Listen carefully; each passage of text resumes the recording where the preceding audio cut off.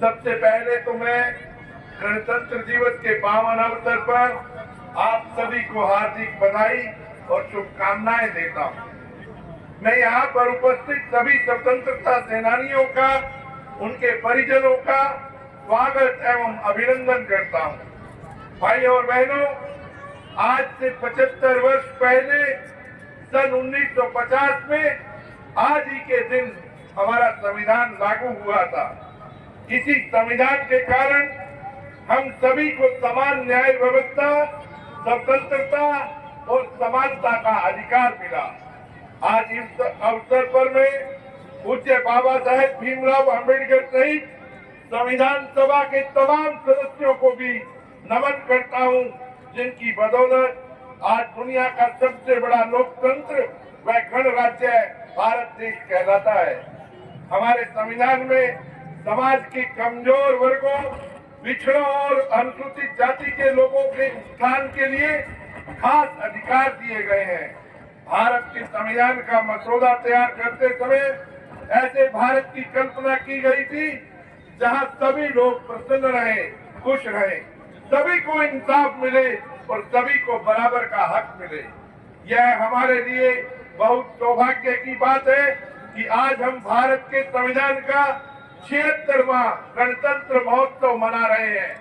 पूरे देश में हमारा संविधान, हमारा अभिमान कार्यक्रम चलाया जा रहा है। हाल ही में प्रदेश की राजधानी चंडीगढ़ सहित सभी जिला मुख्यालयों, शैक्षणिक संस्थानों में सामूहिक संविधान की प्रस्तावना का वाचन किया गया। यह युवा पीढ़ी को संविधान की मूल भावना से अवगत करवाने की एक अनूठी पहल है, जो प्रधानमंत्री श्री नरेंद्र मोदी जी के नेतृत्व में देश की आजादी के बाद पहली बार व्यापक स्तर पर की गई है। भाइयों और बहनों, आज के इस ऐतिहासिक दिन हम उन महापुरुषों को भी याद करते हैं जिन्होंने भारत को स्वतंत्रता दिलवाने और भारतीय संविधान को लागू करने में महत्वपूर्ण भूमिका निभाई। देश को आजादी दिलाने के लिए राष्ट्रपिता महात्मा गांधी, नेताजी सुभाष चंद्र बोस, लाला लाजपत राय, वीर विनायक सावरकर, सरदार वल्लभ भाई पटेल, डॉक्टर राजेंद्र प्रसाद और पंडित दीनदयाल उपाध्याय जी जैसे अनेक महापुरुषों और स्वतंत्रता सेनानियों ने कड़ा संघर्ष किया था। शहीद भगत सिंह, राजगुरु सुखदेव, चंद्रशेखर आजाद और सरदार उधम सिंह कम्बोज जैसे क्रांतिकारियों के बलिदानों के कारण ही आज हम आजादी की खुली हवा में सांस ले रहे हैं। भाइयों और बहनों, आजादी की लड़ाई में हरियाणा प्रदेश का भी अहम योगदान रहा है। आज भी हरियाणा के नौजवान सेना में भर्ती होना अपनी शान समझते हैं। यही कारण है कि देश की स्वतंत्र सशस्त्र सेनाओं में हर 10वां सिपाही अपने प्रदेश हरियाणा से है। हरियाणा सरकार ने हमारे अग्निवीर भाइयों के लिए एक नीति बनाई है ताकि उनको सेना में सेवा करने के बाद फिर से नौकरी मिल सके या कोई अपनी पसंद का काम धंधा वे जीवन यापन के लिए कर सके।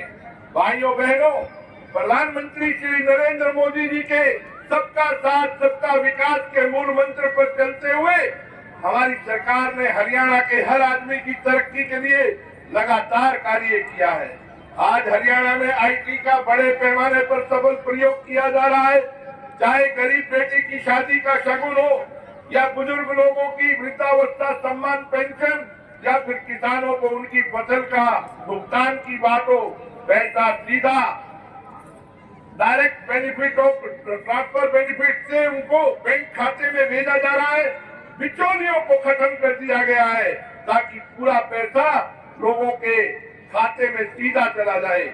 भाइयों और बहनों, हमारी सरकार ने शिक्षा के प्रचार और प्रसार के लिए अनेक कदम उठाए हैं। हर 20 किलोमीटर पर पूरे प्रदेश की मैपिंग करके कॉलेज खोले जा रहे हैं। पिछले 10 वर्षों में कुल 77 सरकारी नए कॉलेज खोले गए, जिनमें से 32 कन्याओं के लिए, लड़कियों के लिए खोले गए। हरियाणा सरकार ने गरीब परिवार के होनहार बच्चों के लिए एक नई छात्रवृत्ति स्कॉलरशिप शुरू की है।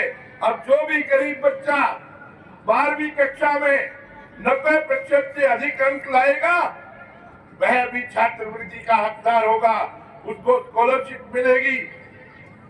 भाइयों और बहनों, प्रधानमंत्री श्री नरेंद्र मोदी जी का सपना है कि युवाओं को ऐसी शिक्षा मिले जो उन्हें रोजगार के लायक बनाए, चरित्रवान बनाए और उनके जीवन में नैतिक गुणों का समावेश हो।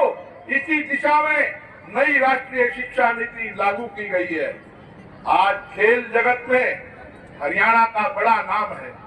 हमारी सरकार द्वारा मेडल जीतने वाले खिलाड़ियों को नगद पुरस्कार देने के साथ साथ सरकारी नौकरियां भी दी जा रही हैं। नेशनल चैंपियनशिप से लेकर ओलंपिक खेलों तक हमारे खिलाड़ी देश का नाम रोशन कर रहे हैं। देश को जितने मेडल मिलते हैं उनमें से आधे से अधिक मेडल हरियाणा के खिलाड़ी जीतकर देश की झोली में डालते हैं। हमारी बहनें और बेटियां भी खेलों में खूब हुनर दिखा रही हैं। बॉक्सिंग, कुश्ती, हॉकी, कबड्डी, शूटिंग से लेकर खो खो में भी दमखम दिखा रही हैं। हर खेल में वो अपने देश का, प्रदेश का झंडा लहरा रही हैं। भाइयों और बहनों, हमारी सरकार बहन बेटियों को पूरा मान सम्मान दे रही है। प्रदेश में गिरते हुए जेंडर रेशियो, लिंगानुपात को रोकने तथा महिलाओं के सशक्तिकरण के लिए 22 जनवरी 2015 को पानीपत की ऐतिहासिक भूमि से प्रधानमंत्री श्री नरेंद्र मोदी ने बेटी बचाओ बेटी पढ़ाओ कार्यक्रम की शुरुआत की थी। प्रदेश सरकार के प्रयासों से अब 10 वर्ष बाद प्रदेश का लिंगानुपात उस समय जो 861 था उससे बढ़कर 910 तक पहुंच गया है। इसमें और अधिक सुधार करने के प्रयास अभी भी किए जा रहे हैं। हमने गांवों के विकास में महिलाओं और बहनों की भागीदारी सुनिश्चित करने के लिए पंचायती राज संस्थाओं में महिलाओं को 50% भागीदारी दी है। हमने 1/3 राशन डिपो महिलाओं को देने का प्रावधान किया है।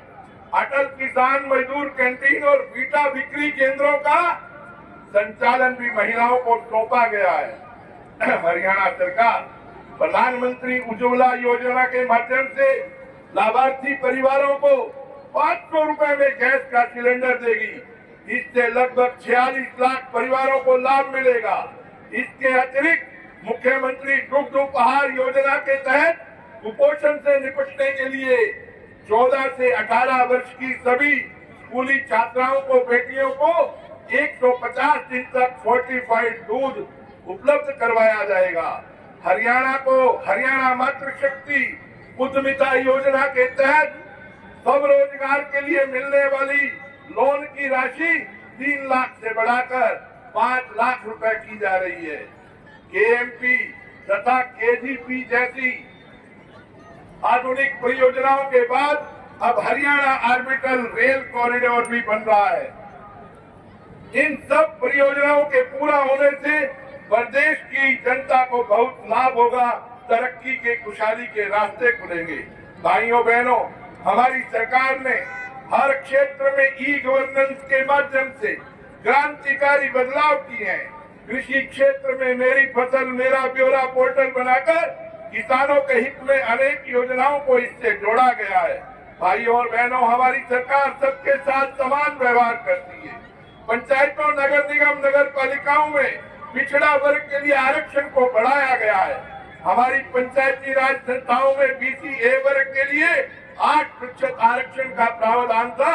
अब बीसी बी वर्ग के लिए भी 5% आरक्षण लागू किया जाएगा। शहरी स्थानीय निकायों में भी बीसी बी वर्ग के लिए 5% आरक्षण को लागू किया जाएगा। भाइयों और बहनों, उद्योग हमारी अर्थव्यवस्था का मूल आधार है। हमने हरियाणा के औद्योगिक विकास को गति देने के लिए ईज ऑफ डूइंग बिजनेस को एक इकोसिस्टम तैयार किया है।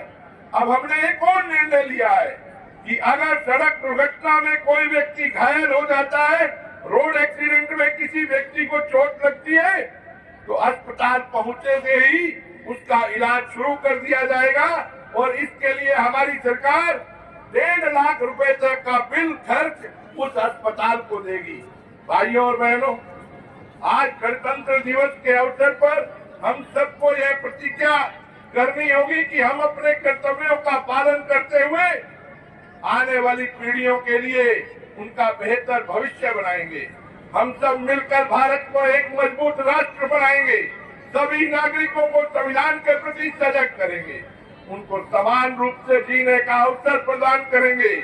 अंत में मैं आप सभी को गणतंत्र दिवस की पुनः बधाई एवं शुभकामनाएं देता हूं। आइए राष्ट्र स्वाभिमान के इस अवसर पर हम सभी देश को 2047 तक विकसित राष्ट्र बनाने का संकल्प लें, ताकि हमारा भारत एक बार फिर वही भारत बन सके जिसके गौरव और वैभव की कहानियां हम सुनते आए हैं।